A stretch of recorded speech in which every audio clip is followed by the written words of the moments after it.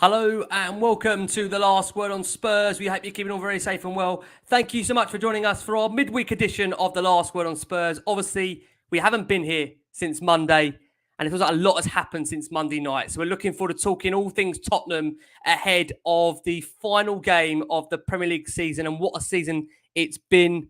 I think we're all ready for hopefully Champions League football next season, fingers crossed, and also looking forward to a summer break. I know there's a lot of work, very, very hard on Spurs this season, watching games. Oh, it's been a long, long season, but we're finally at the cross. Well, finally at what we feel now is the time where we can hopefully start to get happy, potentially. We've got three great returning guests to the Last Word on Spurs that are going to be looking ahead to another crucial week, a season-defining week for Tottenham Hotspur. Joining us, I've got on my top right, returning to the show, TalkSport's very own Russ Williams joins us. Russ, how are you? Very good, thank you, Ricky. How are you? Hello, everybody. It's really good to be back on lovely to have you here, Russ. Wonderful show. Oh, lovely to have you here. And I must just say, Russ, you were telling me all the time when you've been on here, even when we've been messaging each other, that don't worry. Top fours are certainly, Newcastle are going to drop points. Russ, I need the lottery run numbers from you next to where it's going. Can't even pick them myself. I did say, I think it was March, wasn't it, Ricky? And you went round at the end and you said, guys, where do you think Tottenham are going to finish this season? Without hesitation, fourth. And we're that close now. Not quite there, but that close. And I'm sticking with it. I love it. No, the confidence, we need that confidence. And it feels like Conte's mentality is embedded that confidence into his group of players. Also join us on the show. Lovely to have him back on. We've got Chris Cowlin. Chris, how are you?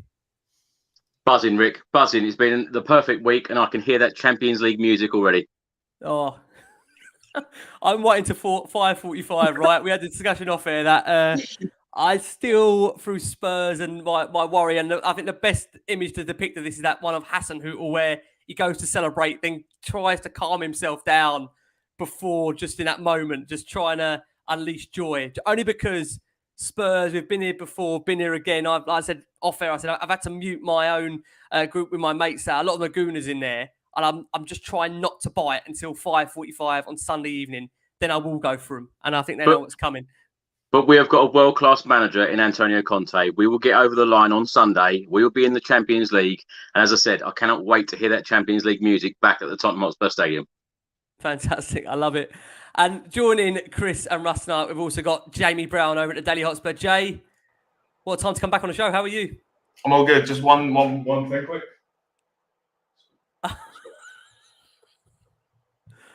I think I know what's coming here. Now we've got to wait for the impromptu of Jamie to get us onto the. He's got the Newcastle highlights on. Is that Newcastle highlights? That's the fine player called Bruno Guimaraes, who fantastic Brazilian, very good player, and of course a guy that I'm sure will go down to Spurs legend. But anyway, I'm not getting too carried away just yet. But I'd say right now I'm staying calm at the moment in terms of I want us to go and get the job done at Norwich, but I'm kind of in the same boat a little bit as Chris in terms of I think you've got to be confident. I know obviously as Spurs fans we're kind of ingrained to be fear the worst, but look, I think Chris is right. We've got a world-class manager now. We've got world-class players. I think you've got as well. Not only is he a world-class manager, he's a guy who can. He's going to go out and set them up in the right way. He's not going to take risks. He's going to be able to fire them up. I mean, we've seen the way, these players have responded in comparison to Arsenal. I think they've been bang up for those two games, those two tricky games against Burnley, against Arsenal, and they look well up for it. And against Burnley, we quite easily could have slipped up, but we didn't. We went and got the 3 points. So I back us to go and get all 3 points. I don't want us to go and settle for a draw. I don't want us to go and play for a draw. I'm not worrying that we'd only need a point to get that to get that fourth place spot. I want us to go there and get 3 points and really put a statement down. But at the moment, I'm not getting carried away. I'm not listening to Champions League anthems yet. But hopefully on Sunday evening, I will be doing exactly that. Absolutely. Yeah, absolutely spot on. I must say, tonight's episode of Last Word on Spurs is sponsored by the Beavertown Corner Pin. That's the Beavertown pub, bang opposite the South Stand. They've been doing some amazing Spurs televised away games this season. Their big home and away feature. There'll be, of course, another one this weekend for Norwich where you can potentially see Spurs once again clinch Champions League football, which would be obviously amazing. We've been down there this season. We were down there for, again, a lot of the guys for the away games this season. We've been down there for the Arsenal game beforehand. It was a real rocking atmosphere with some great Spurs chants. I won't sing them all for you right now, but some really good tunes down there. Of course, they've got pre-match DJs with the gimme club mix music, food, great beer, great company. So make sure you check them out. The brilliant Beavertown Corner Pin. They've been great this season. So, yeah. Hopefully for them next season and us, we've got Champions League football to look forward to, because that would be quite incredible. Back at the lane. Rick, we want to hear you sing the Ben Davies song again. Twice in 4 days. Come on. What? I think once in 7 was enough. Yeah, you don't want to hear that. You don't want to hear that. Trust me. I think Ben's still getting over it himself, to be honest with you. But we have to talk about Spurs. Coming over to you, Russ. Firmly now back in the driving seat for Champions League football going into the final weekend of the season. Still can't believe I'm saying this after Arsenal were beaten against Newcastle United on Monday night. And I have to say that I celebrated those 2 Newcastle United goals like they were Spurs Cup final goals. And Spurs and Cup finals, we only do FA Cup 5th rounds on Last Word on Spurs. So, Russ, how are you feeling right now going into the final week of this season? Well, I'm feeling confident. The sweetest goal at Newcastle was the own goal from Ben White. It was a beautiful, beautiful thing to see. Guimaraes, of course, as Jamie has already pointed out, what a talented player. Joe Linton absolutely terrorised him, didn't he? And it was funny, Gary Neville, after the game, said that 60,000 Spurs fans brutalised the Arsenal players for 90-plus minutes, and it's true.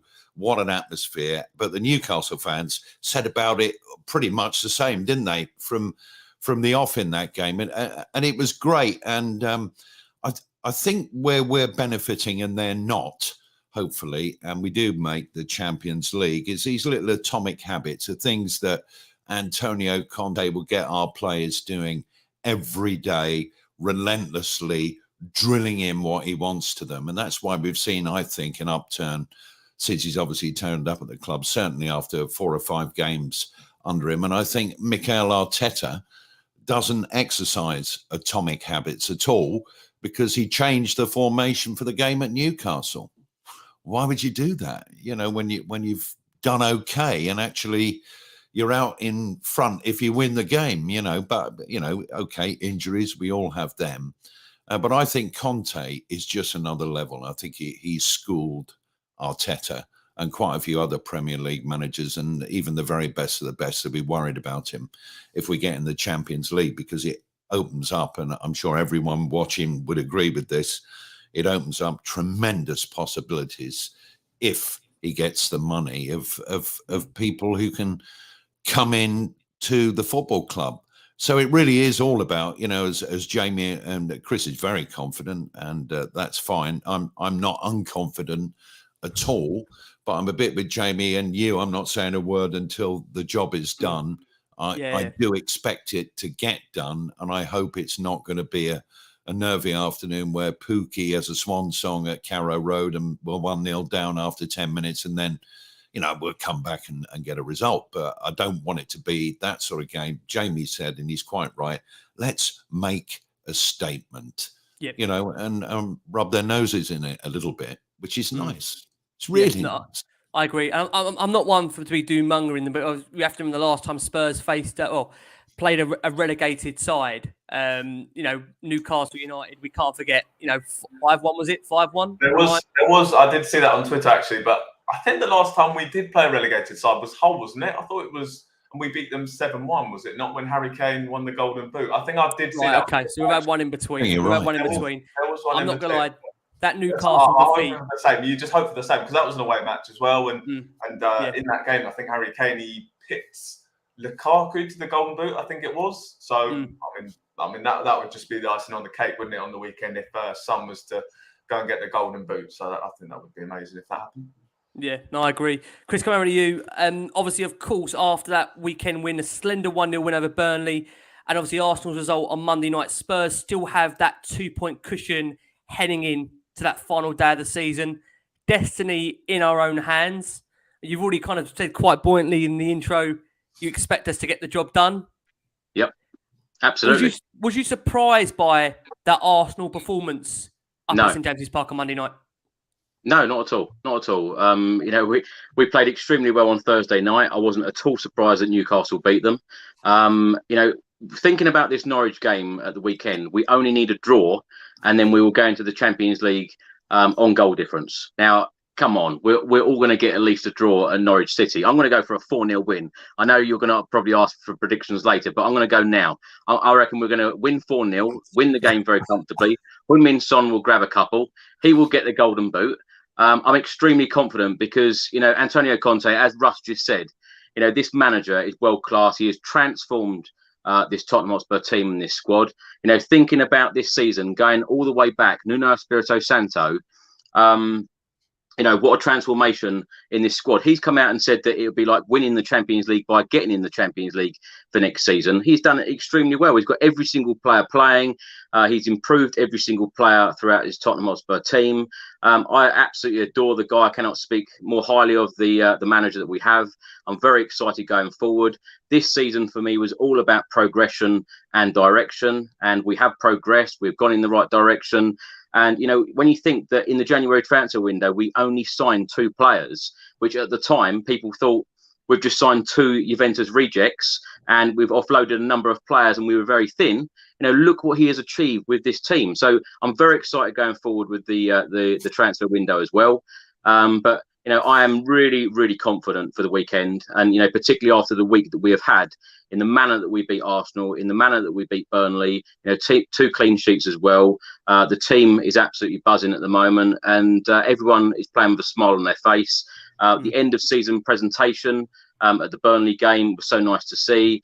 I don't know whether you guys noticed, but Antonio Conte went round, introduced himself to every single family member of all of the players, which I thought was absolutely delightful to see. Yeah. He's such a lovely guy, as well as a fantastic manager. And I just think that this Spurs squad at the moment is so together. Going to a Norwich City team that is 20th in the Premier League table, only won 5 games. I am very, very confident and very bold to say that we are definitely going to win. I haven't noticed that at all, mate. I haven't noticed the boldness. I haven't noticed the confidence. Jamie, coming around to you. I mean, I have to ask you about that Arsenal display because it was so limp, wasn't it? A game in which, for them, it felt almost all or nothing because you look at that final fixture against Everton, which I know many would think that's a give me. Bear in mind, Everton's really horrific away form and general Premier League form to some degree. I know they've been strong at Goodison. Did it surprise you at one point Arsenal had Bukayo Saka, they had Nicolas Pepe, they had Eddie Nketiah, Gabriel Martinelli and Alexandre Lacazette all on the pitch at the same time. But then Bruno Guimaraes, as you showed us earlier, obviously got the game secured. Was you surprised by Arsenal's real lack of, even desire, just even application in that game? There didn't seem to be a game plan from Arsenal. No, I think on paper, I think Arsenal do have a better team than Newcastle. I thought Newcastle were fantastic. I just think it's obviously something to do with the mentality and just the way they set up. I think the main thing for Arsenal was going to be go out there and try and silence the crowd because that was always going to be the big thing. It was going to be a carnival atmosphere at St James's Park.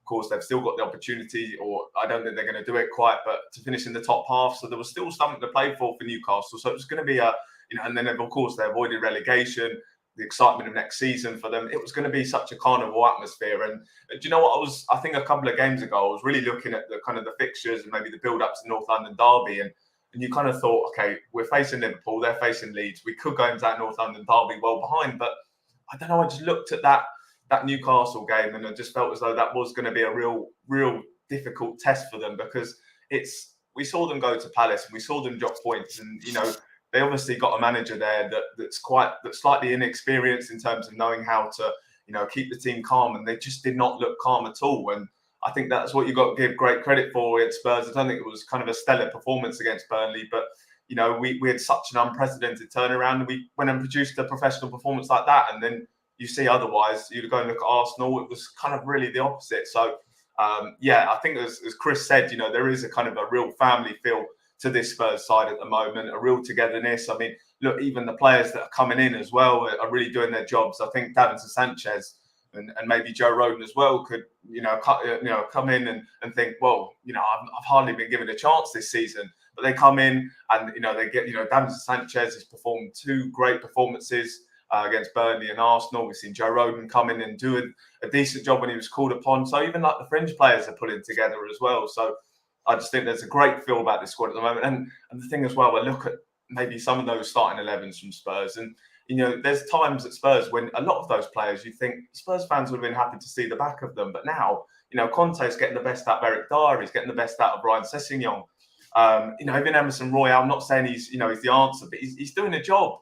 And it's like a guy who we just didn't see anything ever happening from. So I think so much credit to Conte, and it just kind of, it's difficult to say because it does sound like I'm being biased, but it just completely shows the levels between those two managers in terms of what they're getting out of players. Cedric Suarez should be no better than Emerson Royale. Nuno Tavares should be, I don't necessarily think should be better than Ryan Sessegnon, but they're getting he's managed to get the best out of these players. And he's done it with so many players in this squad. So just very excited to see what we can do next season with a proper Conte squad.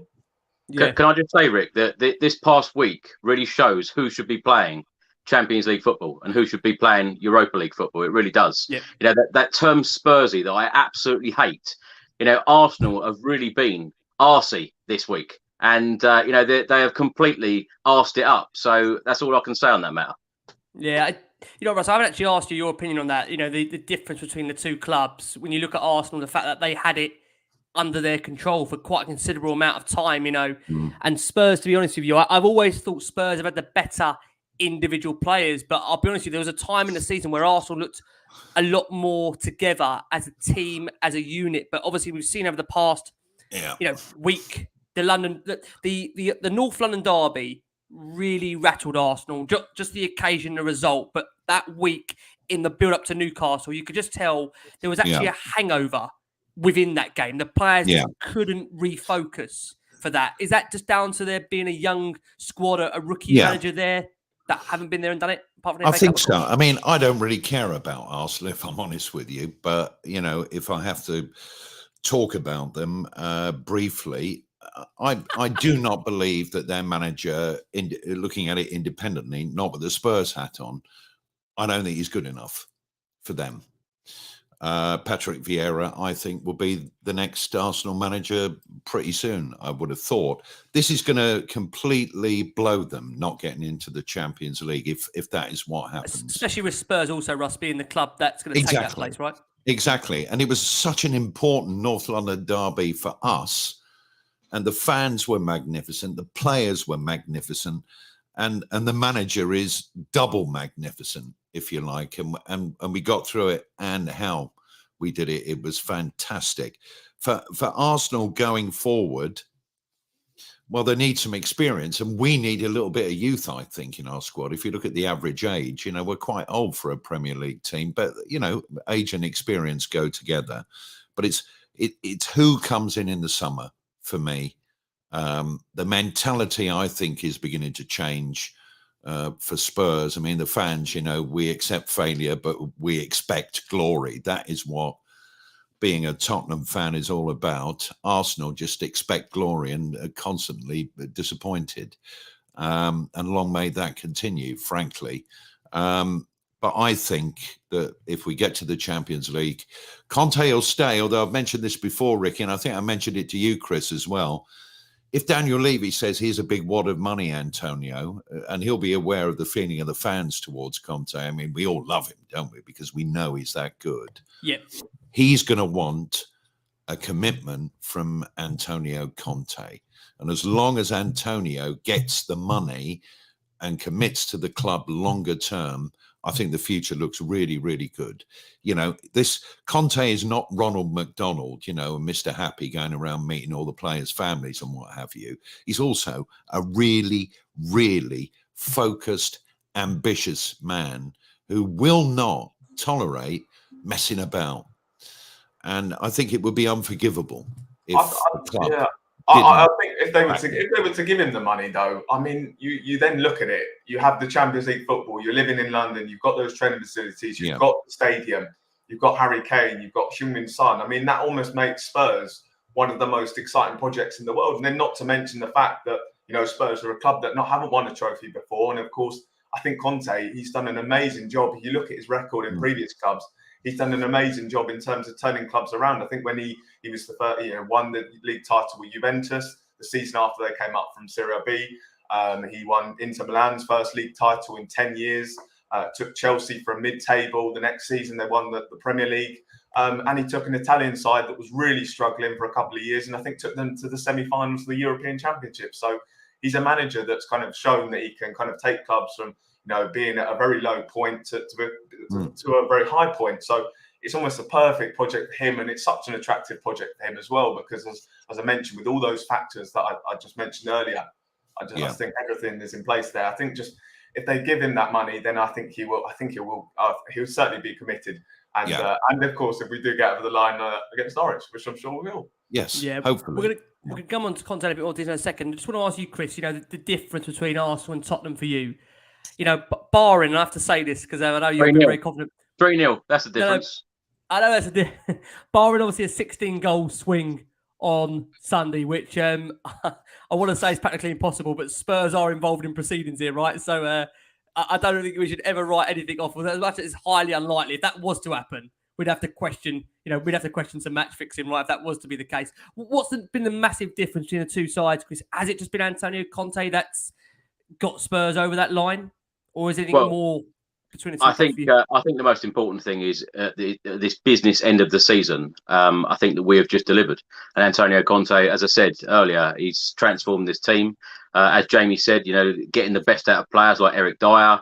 I think it's been magnificent this season. Ben Davis, who you call a 6 out of 10, but he has been. I gave him an 8 on the last show, just because I gave him an 8 on the last show, and I sang his song. That's got to be counted as a 10 out of 10, surely. Yeah, I sung his song and gave him an 8 out of 10. Well, that says it all. That says it all. When you're singing Ben Davis's name, that just says it all about his season. But no, there's so many players. You can go through the whole of the Spurs team, and when you need players to deliver, we have really delivered, and Arsenal haven't. In this last couple of weeks, which has been absolutely delightful to see. But that North London derby, I think Russ mentioned it earlier about the fans.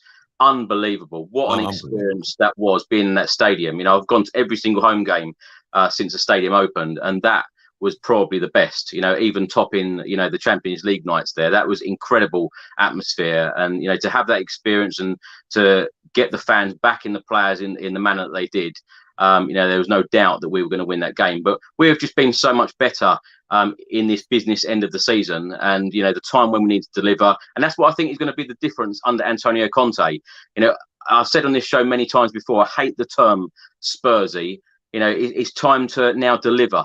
And I can't believe Jamie mentioned the word trophy on this show before me, talking about Antonio Conte. But I believe that if he is backed in the summer in the way that he wants to be backed, and I'm sure he will be, because when you deliver top 4, in the very, very up and down season that we've had with Nuno Espirito Santo starting, and you go back to that October evening when we lost against Manchester United 3-0.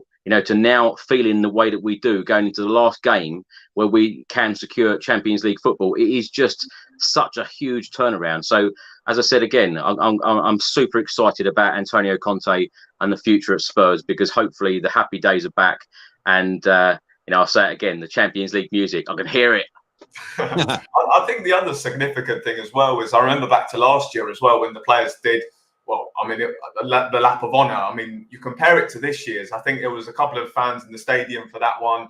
I think there was a lot of fans that were very upset by the way it was conducted as well last year's. I think, the players that came out and gave a very half-assed kind of round of applause to the supporters.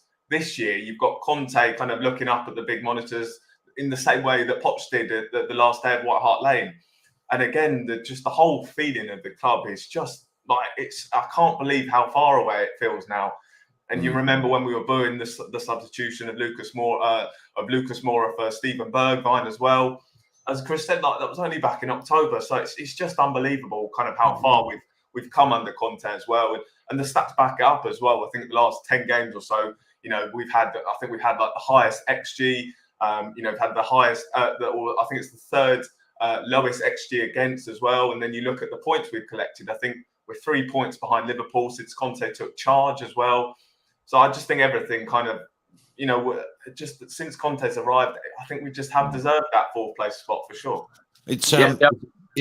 Sorry, Rick. It's interesting, isn't it, how Burnley have been pivotal in this Tottenham story after the game at Turf Moor, where we were just, I can't say the word on a family show like yours, Rick, but we were that bad, if not worse. And even Conte came out, didn't he, afterwards and said, I'm not sure this is perhaps the job for me.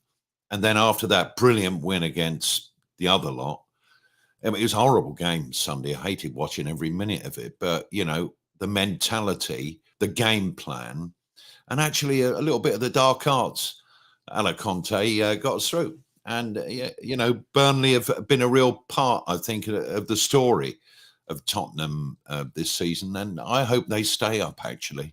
I know a lot of people don't like them, but I hope they stay up. I've got a funny feeling Leeds will be filling that other spot. But the turnaround from Burnley to Burnley, I mean, we would never have said, looking at a fixtures list, would we? You know, that game with Burnley, if you win that, we're almost, you know, literally almost. Very close. Can't bring myself to say it in the Champions League. I thought it was the same as Chris, that when I was doing that Burnley show after the game, I thought we were looking for our second manager of the season. It was mad. I was doing this show after Burnley and these comments were coming through. The Conte's presser was coming in. I was thinking, oh my God, we're not searching for another one. It took us how many days, 72, to find the first manager this season. Were you going to come back in there, Chris? I was going to say, you think back to that game, you know, ever since then, every single match that we have played, you know, these players, in my eyes, have given, you know, 1%, 2%, 3% more in every single game. So as the season has gone on, the players have improved more and more and more. And even in recent games, Emerson Royale, for instance, you know, has been heavily criticised, as have all of our fullbacks this season.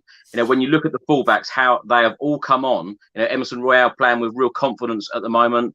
You know, as Jamie said, you know, if we did get in more, you know, another right wing back or another left wing back, you know, the things that Antonio Conte has done and improved these players for this season has been remarkable. You know, who would have said that we would have all been disappointed when Matt Doherty was out injured? You know, it's these sorts of things that you've got to look at, and every single player throughout the squad have contributed to this top four finish. Well, he's done that as well with other clubs as well. I think I remember at Chelsea when he made Alonso and Victor Moses like the two best wing backs in the league. I think of Victor Moses, who'd just come back on loan from Stoke, and then I think Alonso, who kind of maybe had a difficult time at I think it was Fiorentina, I think they signed him from. And just the way he transforms them, he's done that with so many different players as well. So, you know, I'm very confident that he'll do the same. And you just think back to maybe games like the Liverpool match. I think if you'd have had two top class wing backs, I think we would have beaten Liverpool at Anfield. And it's kind of games like that where, you know, he's twice done a job on Klopp. He's once done a job on Guardiola as well. I mean, you know, again, it's just unbelievable to think that you just look at how many key components of a Conte side you're missing. I know Sessegnon and Emerson, you could say, have done a decent job, but I think if you had two quality wing backs, I mean, it's just an exciting thought. I mean, I think I remember coming out of the Newcastle game as well and just thinking, I mean, if you had quality fullbacks, you maybe had another central midfielder, more like a creative midfielder, maybe a left-sided centre-back, you know, and we're doing that to a team like Newcastle. We're beating them 5-1, even with, you know, so many key components missing. So that for me is quite an exciting thought. Yeah, I totally agree. I really do. And we must also just emphasise that Jamie brought up Anfield. You know, funny, many people were questioning a couple of weeks ago, just was that point worth it at Anfield? When you look at the factor now, God, how critical was that point at Anfield? Massively important. Well, I think as well it was the Brentford point as well, because I think that's right. I mean, if you would have got those 2 points, you know, the draw at Brentford and the draw at Liverpool, I think I'm right in saying this. But yeah, I'm sure it is, because I know a lot of people were very disappointed by that result at Brentford. But for me, I think sometimes you've got to know when you're not going to win a match and you've just got to take a point. And I think in that game, it just proved that right. And the frustrating one is the Brighton one, because of course, you know, had we have got that point, had we not have, you know, conceded late on, hopefully next season, you know, points will be, you know, a point or a draw, you know, when we're aiming for high next season.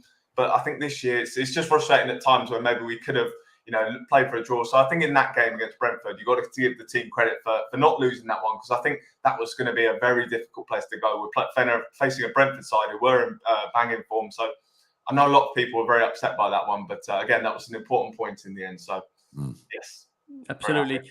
Guys, what we will do is we will go for our first break of the show for our listeners and audio. In this next segment, we're just going to have a look and see, obviously, of course, why Champions League football is important for the football club, and also how that impacts Antonio Conte's long-term future at Spurs. Now, I think we all know that obviously since appointing Conte in the hot seat back in November now, it feels like a long time ago. Nuno, I feel, feels like a different season now. I think we all agree that feels now that feels like a completely different period of the football club. And I know being there on the weekend, I know Chris as well, probably looking up the screen thinking, when Nuno flashed up on there, I was like, God, was that this season? It just feels like such a long time ago, the Nuno appointment. And it just shows you how far we've come.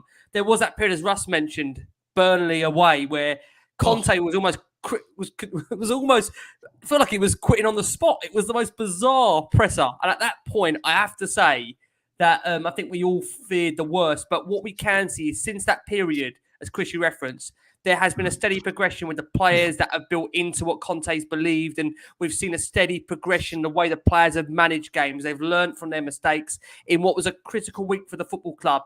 Arsenal in a North London derby. Spurs had to win. They came through that. They then had the battle, of course, of a Burnley game at 12 o'clock. We know 12 o'clock midday kickoffs. Spurs just always seem to struggle. The atmosphere was fantastic in that stadium, and credit to THFC Flags, Spurs song sheets, who really did help bring the supporters together and, make an atmosphere that we needed to get Spurs in the position they are now, where Champions League football is in their own hands. I just want to ask you guys that, we've missed out on Champions League income for the previous 2 seasons. And I think we always know for the club, it's imperative to aim to achieve a top 4 finish for what the club want to try and build at Tottenham. And of course, with Conte now, they have got a manager that is renowned for winning leagues, winning titles wherever he's been. Yes, he has struggled in European football. I think we have to be honest and say that European football hasn't been one of his strongest areas.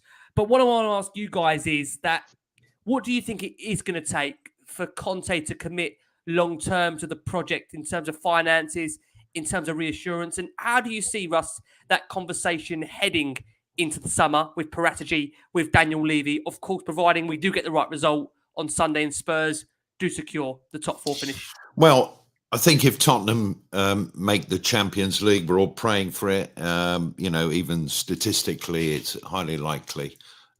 Chris thinks we're definitely going to do it, but he's put his head above the parapet. Conte goes into the meeting with Daniel Levy, unsackable. Daniel Levy, for once in his life, is going to have to bend over and have his tummy tickled a little bit. And I think he will get certainly 2 wing-backs, central midfielder, another striker at the club, and I think he might look at a goalkeeper as well. Not that I'm saying Hugo is bad, but we need a couple of really strong goalkeepers. Yeah, Jordan Pickford, for example, if Everton had gone down, I think Tottenham would have talked to him, for example. But in midfield, do we need a locksmith, or do we need somebody who's a ball winner and the heart of the team and picks them up when things aren't going well? In the traditional sense, if you like, of a hard midfielder. We don't really have that. If we got somebody like that, could Bentancur be the locksmith and do the clever little passes? He's got it in his locker. So that's going to be an interesting conundrum. Do we want Dybala at Tottenham? I see that he's offered himself to Arsenal, apparently, if they get in the Champions League. Well, what a meaningless statement that's going to turn out to be. Would we want a player like him? We've flirted with him before, haven't we? At Tottenham. Don't know. Do we want to get younger players in? I mean, all this needs to be answered. But as long as Daniel Levy says Antonio, you're going to have to offload a few. And I don't think any of our viewers would be that confused as to who they may be, and Dombele being one of them. And get some money in. I'm going to give you extra. I think if he is if he's made to feel loved, and he should be if he gets Spurs in the Champions League, done an unbelievable job if it happens, then Conte stays without tantrums and for longer than next season. Because it's quite right, in my opinion, that Daniel Levy actually realises that you've got to have a manager for at least 2 seasons, maybe 3. And I want the chairman, who has been good for Tottenham, we can't deny that overall, he's got to forget about the NFL and concerts and realise that the money for Tottenham and the success of the franchise, which I hate that word, and repaying the stadium is all done through the football club. Tottenham Hotspur is a football club, and he's really got to embrace that, Daniel Levy. And the way he'll do that and prove it to the fans is give Antonio what he wants, sign up Antonio, assuming that Conte wants to stay. I'm sure he will. And then we can all move forward and be pretty optimistic. And I was just thinking about it. I mean, Conte's, Jamie was saying he's under a bit of pressure in the Champions League because Maurizio Pochettino got us to the final. Didn't win it. It's interesting because Conte's record, and we've said this on the show, it's not the strongest in terms of Europe. I mean, no. Jay, coming over to you, it's interesting from the second minute in that stadium on, of course, against Burnley, the fans are singing Antonio's name. Second minute, he's got an unbelievable amount of support at the moment. And you do feel that when he goes into that meeting with Daniel Levy, with Fabio Paratici in the summer, you do feel to some extent he holds all the cards. That's why I was a little bit surprised. I don't know if you guys had noticed this, if you've seen the chairman's, Daniel Levy's statement over the weekend. I thought Conte was very fleetingly mentioned within that statement. I thought he would have been given a lot more praise for the job he's done at Tottenham. I do think that unless Conte would have come in, I don't think Spurs would find themselves going into the final game of the season with Champions League football in their own hands to be secured. Is it a bit of, at the moment, Jay, devil's ad? Well, how do you see that with that meeting? Because you feel Daniel probably doesn't want to give away too much. He doesn't want to maybe let Conte know just how much he needs him, because he may be concerned about how much money he can allocate to what Conte wants. Because I think we all know with Conte, I've said it before, Conte's a win-now manager. And I've always felt with Tottenham, I'm not too sure as a club if we are all win-now, or if we're a steady, progressive club, and like Maurizio, we built and then tried to win. I think Conte, as I said before, Conte's coming here not to achieve top four. He wants to win trophies. He wants to win titles. And my biggest concern has always been whether Spurs, as a club, are prepared to change for Antonio Conte, whether this board is prepared to change for this one manager. What do you think? So I think the interesting thing will kind of be the compromise between signing younger players, the way the club usually like to, and the compromise between the club or Antonio Conte wants to sign experienced players. But I do also think you look at some of that January business that we did, Bentancur and Kulusevski. I mean, these are two pretty young players. I mean, Kulusevski's 21, Bentancur's 24 as well. So, these are two guys that are young and have made such a difference. Even Conte's been able to improve them tenfold. So I think in terms of, Daniel Levy will look at that and think, well, you look at, I've given them money to go and spend in January, Paratici as well. And they've gone and signed two players that have just hit the ground running. So I think he needs to look at it as well, Daniel Levy, and think, well, look, I've got two guys here that I can trust. And, as well, he's brought in a sporting director. I just think at the time, I think last summer, we maybe didn't do as much as we wanted to or expected to do. But, you feel as though when he's now got a manager in place that he trusts, he's got a sporting director who's kind of he trusts as well. He's surely got to go and back them. He's seen that they can work together so well. And I'm so confident for kind of that relationship they have together, Conte and Paratici. I just feel as though, Paratici knows exactly what Conte needs. We went and saw two Conte players almost brought in, two players that have got the right mentality, that just have, that are just they're Conte players. So I'm really excited to see how that relationship gets on. And I'm confident that they'll go again in the summer. And I just think Daniel Levy's got to trust them and go again with and sign more likes of Bentancur and Kulusevski. How important, Chris, for you is it that in the summer you see that renewal of the contract for Antonio Conte? Because I thought of this, a lot this season. I don't know how we're going to go into next season with Champions League football, without Champions League football, and Conte having less than 12 months to run on a contract. Do you feel that's going to have to be addressed next or this summer, regardless of whatever European competition Spurs are in? 100%. He said earlier on in the season that he's not a magician. I completely disagree. Antonio Conte has been a magician this season to get us, hopefully getting us a top four spot on Sunday. He has been absolutely superb for the club. I completely agree with what Jamie said about the club like to sign young players, but I believe that next season and during the summer, Antonio Conte will want a couple of players who have been there, done it, got the T-shirt and won things and bringing in winners and experienced players. I think that's very important for any football club. Now, going forward, I always talk about club direction. I think that it's so important about club direction this season. When we look at previous seasons, of course, the 2018-2019, Pochettino took us to a Champions League final where, we was beyond all of our wildest dreams about, reaching a Champions League final. And then, of course, the decline, because, the next season we were knocked out by RB Leipzig under Jose Mourinho, a completely different manager. The following season, we're knocked out of the Europa League by Dynamo Zagreb. And then, of course, this season, I find myself going to the first European game, since COVID at Paços de Ferreira in Portugal in the Europa Conference League. So Champions League is exactly where we want to be, because these last couple of seasons, there has been a huge decline in the football club. And under Antonio Conte, we have to keep this guy for as long as possible. I talk about trophies all the time, jokingly talking about trophies. But, our last trophy was 2008. If there's anyone that is going to bring Spurs a trophy, surely it is this guy. And I cannot see as a Spurs fan that you go from Pochettino to Jose Mourinho. I'm not even going to talk about Nuno, but then Antonio Conte. How can you have three world-class, absolutely superb managers and not deliver trophies at our football club? So, for what Antonio Conte has done since the 1st of November, being appointed Spurs manager, this is why I'm so excited. Give him a transfer window in the summer, give him a pre-season, because the first, that's another point. It's the first ever time that he's managed a club mid-season. He loves the pre-season. That is extremely important to him. Yeah. So, give him all of these things and give him what he wants. As Russ said earlier, then I'm so excited about this manager, because when he talks about, not losing the game, getting a draw at certain places. And as Jamie said, very important to get a draw at Liverpool, very important to get a draw at Brentford. These points are going to put us, in Champions League for next season. So he's such a magician, and I'm so excited, but he must be backed in the right way.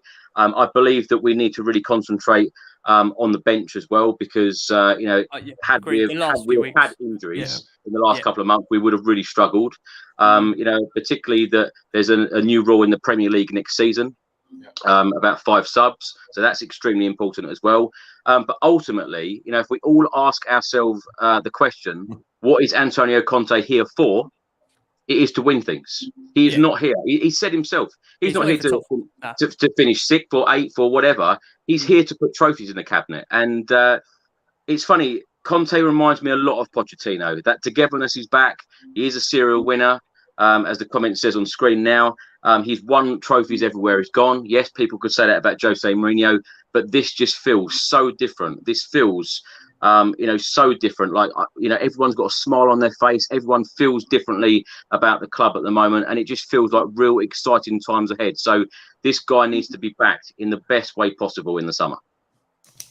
How do you see, Russ? You mentioned earlier about that conversation he's going to have with Daniel and Fabio when he goes into that. Yeah. Is that a foregone conclusion that he's going to get exactly what he wants? Because when we look back at the years, not every manager has got that. But you do feel with Conte that he's probably, I would be honest with you, I think he would hold the most strength out of all those previous managers that have gone into a summer and achieved what he's about to achieve, when Spurs were 9th when he took over the football club and in complete really disarray. We have to remind viewers and listeners, and they don't really remind, we've got a really knowledgeable audience. Spurs weren't even having shots on target, let alone scoring goals. It's mad, really. Absolutely mad. I think that Daniel knows his CV. Fabio Paratici knows his CV, obviously. I think if Tottenham get in the Champions League, compared to where we were at that Burnley game, it's nothing short of a miracle. As Chris said earlier, I mean, it just would be an extraordinary achievement. I think Antonio Conte will sit down and say to Daniel Levy, Daniel, this is your chance to do things differently, to shoot for the stars in a sensible way. Because when you look back, even under Poch and previous, all the managers we've had in the last 20 years, there's been great times. No trophies since 2008. And now we've got a guy who's a serial winner. Imagine being his next door neighbour the other night when Arsenal were at Newcastle. You would have had to go round and apologise to the neighbour. Sorry, I make so much noise. I repeat, I'm sorry. That would have got the most views on Conte Cam. Conte Cam.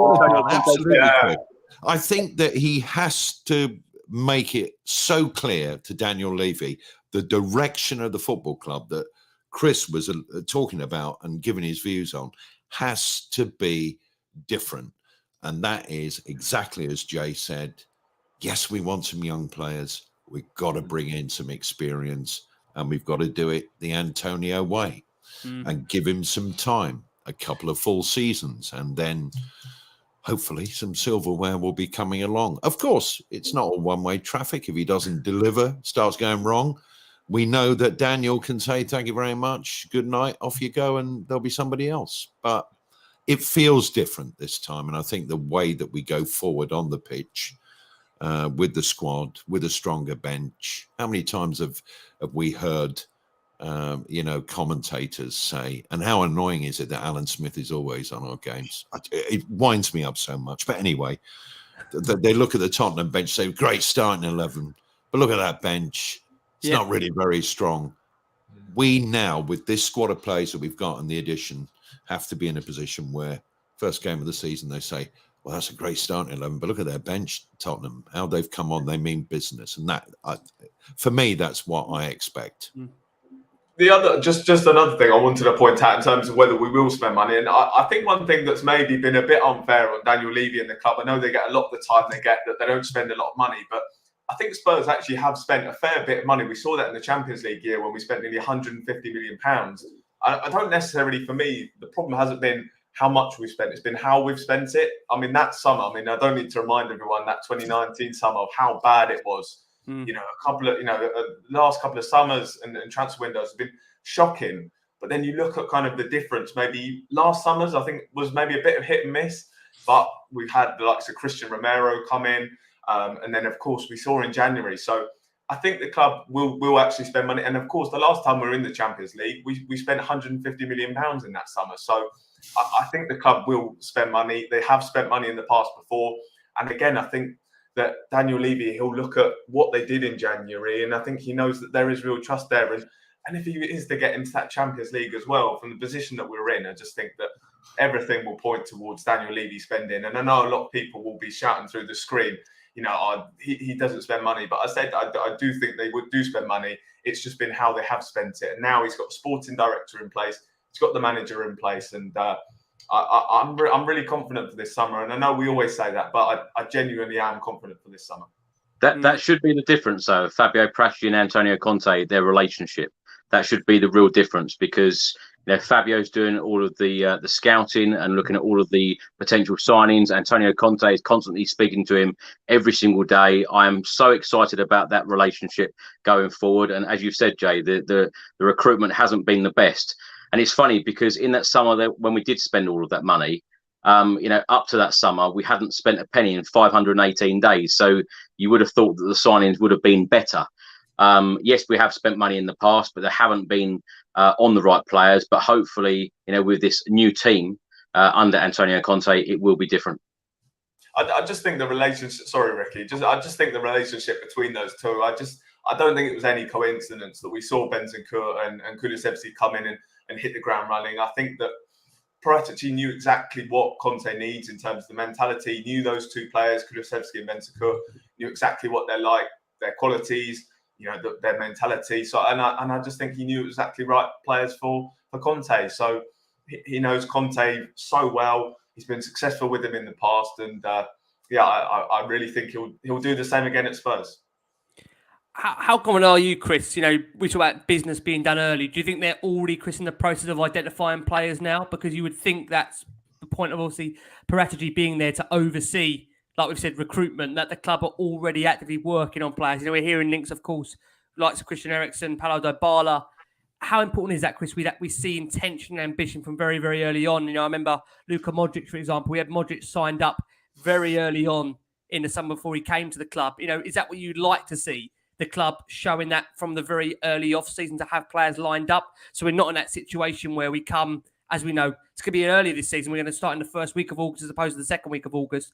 We need to see intention early, don't we? And I'm sure Conte's going to want to see that as well, going into a season where, please God, we've got Champions League football. And I'm sure as well, Chris, you don't need me to tell you this, we want to be competitive in all the cups, right? Of course. That's what I said. Antonio Conte is here to win things, so he will want a team to, compete, for the Champions League. He will want to be competing for the Premier League. I am expecting an extremely busy summer with lots of players coming in, lots of players going out the door. You remember we've still got to offload the likes of Tanguy Ndombele and Giovanni Lo Celso, £100 million spent on them.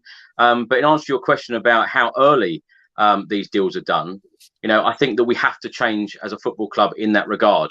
And, when you're bringing in Fabio Paratici to do the job that he is doing, and you're bringing in a world-class manager like Antonio Conte, you have got to change the way that we, what we haven't done in previous seasons. We have to get deals done early. I'm not expecting us to go out and spend hundreds and hundreds of millions, but I'm expecting the, Fabio and Antonio Conte to go out and identify players where they are really going to strengthen our team and be the real difference, exactly like Bentancur and Kulusevski. Because how many people said, "Oh, we've signed a couple of Juventus rejects," and as I keep saying on my channel, if these are Juventus rejects, then just keep giving them, keep giving them, because they've hit the ground running. They've had a great season, both of them, from January. But I am expecting a huge summer going forward, and I'm expecting a squad at the start of next season to be competing for trophies. Yeah, I totally agree. Guys, what we will do is we'll go for our final break of the show for our listeners on audio. Taking into this final break of the show, we've been very kind to be joined by quite a number of Norwich City podcasters that are giving us their thoughts on the game on Sunday. Are they going to ruin the party? Of course they will not. Fingers crossed, as we've heard from buoyant Chris Cowlin, brilliant Jamie Brown from the Daily Hotspur, and fantastic Russ Williams, who's been joining us on the last one on Spurs. Must I say, nearly 900, over 1,000 of you watching us live. So thank you so much. We're battling, again, a European final, which, please God, not in this competition, obviously the elite competition, where we're looking forward to hopefully holding ourselves next season, being in it. Let's not get too carried away. Of course, let's qualify for it first. And of course, we've got lots to look forward to. But guys, turning our attention to Norwich to come at the weekend. I mean, it's fair to say Norwich, to be fair, they put in a really spirited display against Wolves last weekend to end that 5-game losing streak. And well, no matter what we say about Norwich, obviously they're already down, but they will want to be playing for pride and want to bow out of the Premier League on a high. Chris, let's start with you. Bear in mind your confidence so far of this show. How do you think Spurs will actually approach this game, knowing that they only need a draw, minimum draw, to obviously secure Champions League football? I don't see anything but a 4-0 win, Rick. I'm so confident about this game. I really am. People have been asking me all week, how do I feel about the Norwich game? I feel very, very confident about it. I think that Heung-min Son and Harry Kane will get on the score sheet again.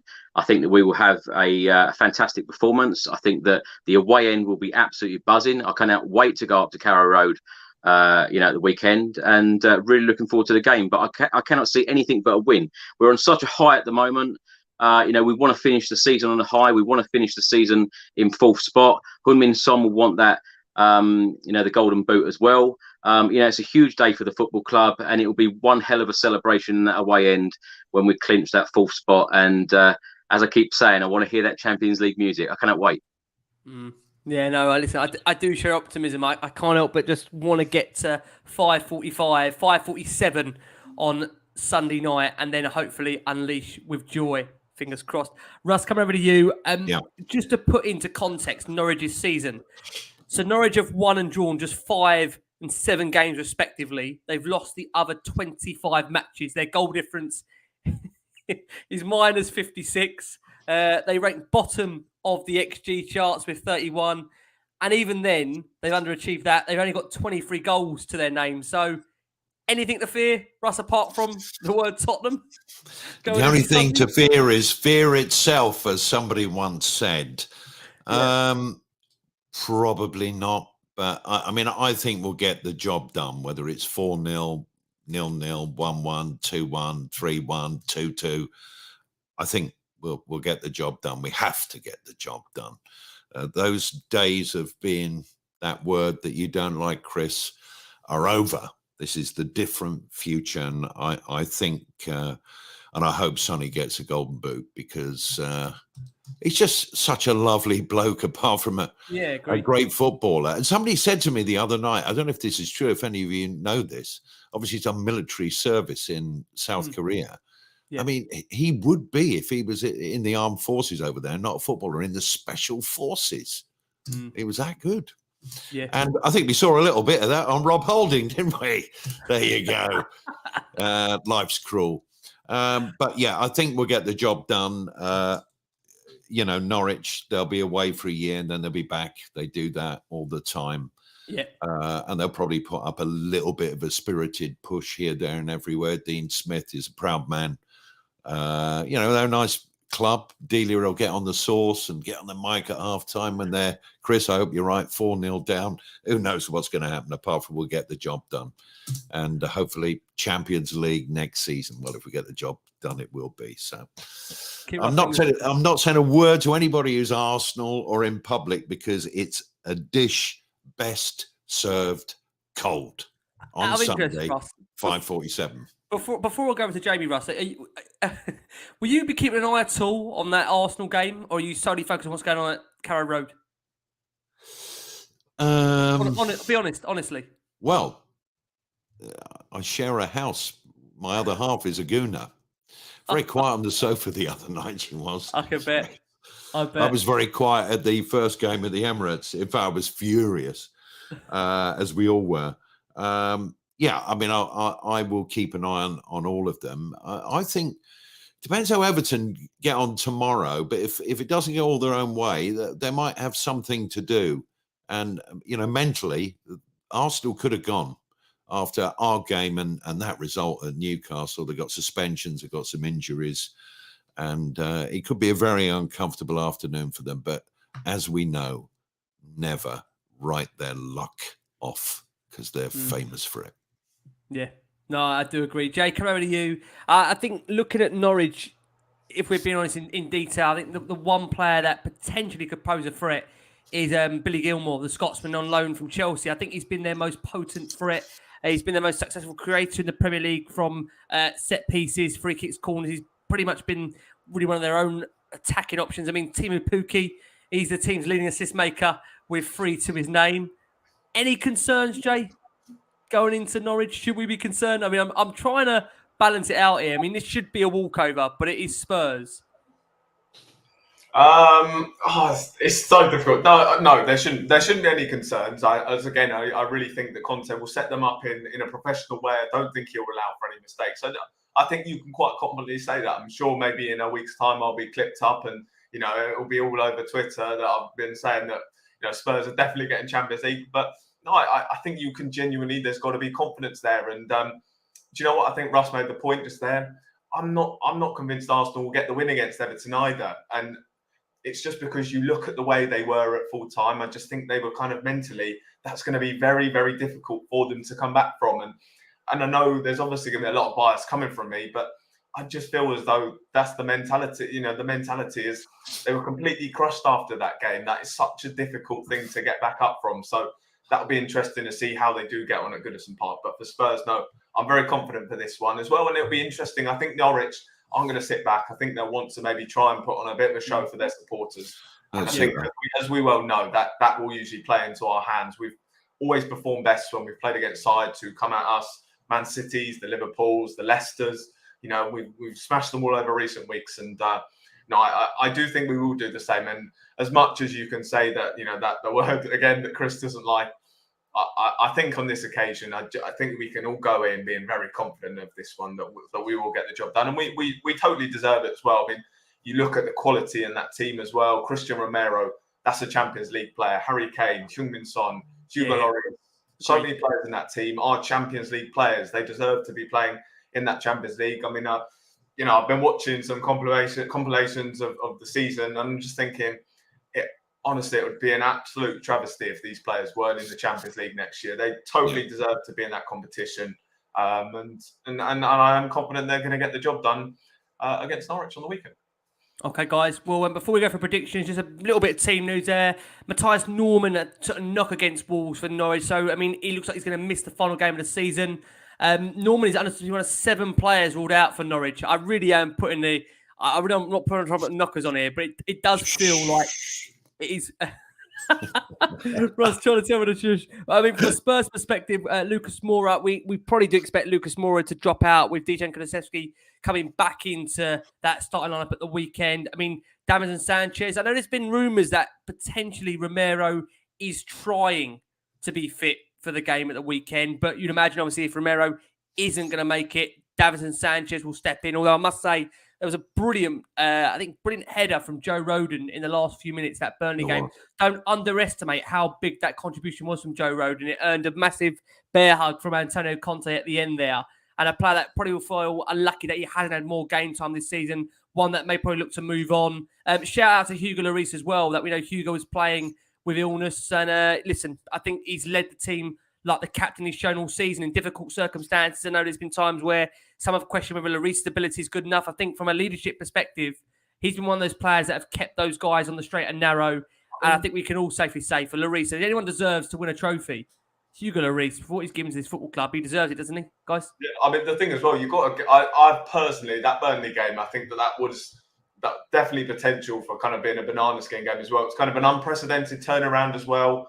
Yeah, Conte, I think, mentioned that there was obviously illnesses in the camp as well. So you've got Lloris playing through illness. So I just think, again, it was such a professional job to get the job done and get the win against the Burnley side, who are always going to be incredibly difficult to kind of break down. I don't think sometimes you've just got to win like that. You know, we played Arsenal, I think, 60 hours prior or maybe less than that. I can't quite do the maths off the top of my head now, but I just think the team deserve massive credit for such a professional performance on the weekend in just getting those 3 points, because another Spurs side or other teams in the Premier League quite easily could have dropped points with such a quick turnaround, with so many players being ill. So again, I know it was only a 1-0 win against Burnley, but I just thought it was really great that they did a professional job and got that win. Totally agree. Jay, let's stick with you. Let's get your prediction in ahead of Carrow Road on Sunday. I'm gonna go for a 4-0 win, and I think that Heung-min Son will get the golden boot. I just think he'll fancy his chances again. I'll be interested to see how Norwich set up. I do think they won't sit back. I can't see them looking to kind of go out and frustrate us. I'm sure they'll want to go and get the 3 points. I think they will want to cause an upset and kind of maybe give their fans a send off when they go to Championship, but. No, I think Spurs, again, did a fantastic professional job against Burnley, and I'm backing them to do the same against Norwich. Chris, sticking with 4-0? Absolutely. And as Jamie said, this will certainly get clipped if we lose it. Based on what you said tonight, mate, it's been going to be clipped throughout. No pressure. You said it all though, Rick. Pookie with 3 assists. It's the most assists. That's crazy. Yeah. 3 goals. Yeah. He has got 13 goals though. So. I thought I'd leave that one out. I didn't want to keep going about the minus 56 goal difference either. I thought I'd probably best not make that more than twice. My God.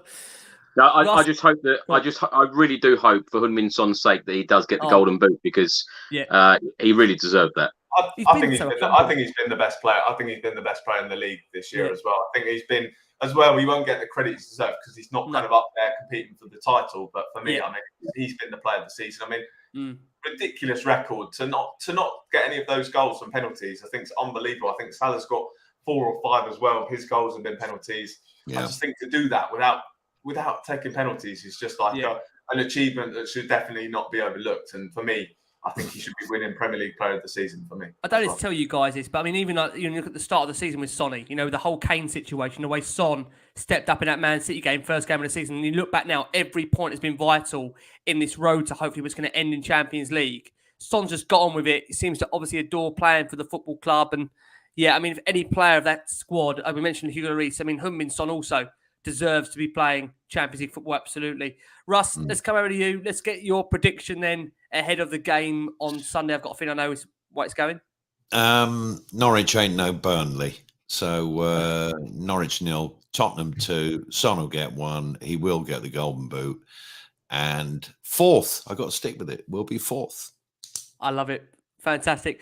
Russ, it's been an absolute pleasure having you back on Last Word on Spurs. Thank you for having me. Told it as it is all season. Where can we find the wonderful dose it turns of yourself, Russ?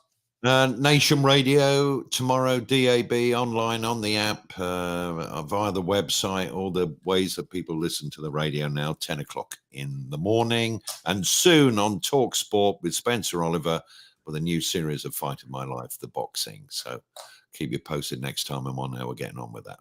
We're looking forward to it, Russ, and we're looking forward to having you back on. Oh, great. In a season for Champions League football, fingers crossed. Thanks, Ricky.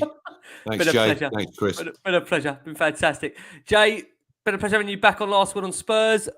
Where can we find all what's going on in the world of Daily Hotspur? Yeah, look, on my Twitter handles here, just go and follow that as well. Of course, I've got Twitch as well, which I'm sure I've got lots of exciting plans for, hopefully Champions League content coming out. So, just Daily Hotspurs. That's all. That's where you can find me. Fantastic. And Chris, hopefully, like me, you're looking forward to a well-deserved break at some point in this summer, if that comes. I know you've been at it all starts of the season with live shows, everything that kind of comes with the world of Chris and Spurs and going to games and doing live shows. Where can we find everything going on in the world of Chris Cowlin, Chris? Yep, YouTube channel called Tottenham Fan Chris Cowlin, and I'm just so glad that we will be ending the season on a high. I really am. Because I'm just glad it's all over. Well, I am in a way, but I'm just so glad it's ending in the right way because, of course, it's been such a long season. When you think about Nuno, it just feels like another season. So I cannot wait to just end the season on a high, and we're all smiling again, all then looking forward to the transfer window, and hopefully Antonio Conte is backed in the right way. Amen. Spot on. Totally agree. From the brilliant Russ, from the fantastic Chris Cowlin, and from the wonderful Jamie Brown from the Daily Hotspur. Guys, we've been the last word on Spurs. One last push. Spurs are on the verge of Champions League football. Come on, believe. From all of us here, take care, keep safe, and as always, come on, you